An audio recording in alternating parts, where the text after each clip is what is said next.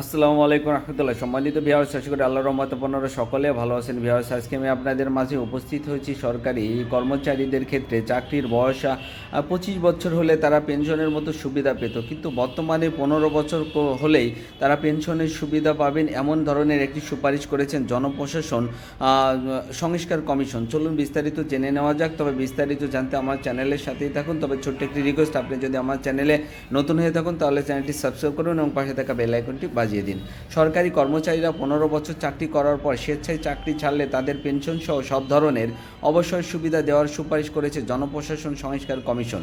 মিশনের প্রতিবেদনের নির্বাহী সারসংক্ষেপ থেকে এইসব তথ্য জানা গেছে। বুধবার 5ই ফেব্রুয়ারি প্রধান উপদেষ্টা মোহাম্মদ ইউনূসের কাছে প্রতিবেদন জমা দেন জনপ্রশাসন সংস্কার কমিশনের প্রধান আব্দুল মুঈদ চৌধুরী। এতে বলা হয়, প্রজাতন্ত্রের একজন কর্মচারী 15 বছর চাকরি করার পর সকল সুবিধাসহ অবসর নেওয়ার অনুমতি দেওয়ার জন্য সুপারিশ করা হলো।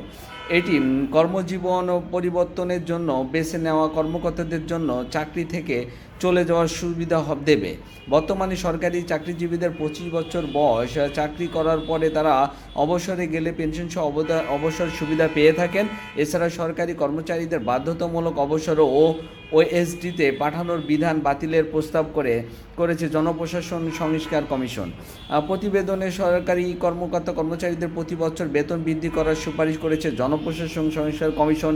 এতে বলা হয়, অর্থ মন্ত্রণালয় থেকে দেশের মুদ্রাস্ফীতি ও জীবনযাত্রার ব্যয় বাংলাদেশের ব্যাংকের প্রদত্ত ইন্ডেক্স বিশ্লেষণ করে মূল বেতন প্রতি বছর বেতন বৃদ্ধি করা যেতে পারে, তবে তা 5% বেশি হবে না।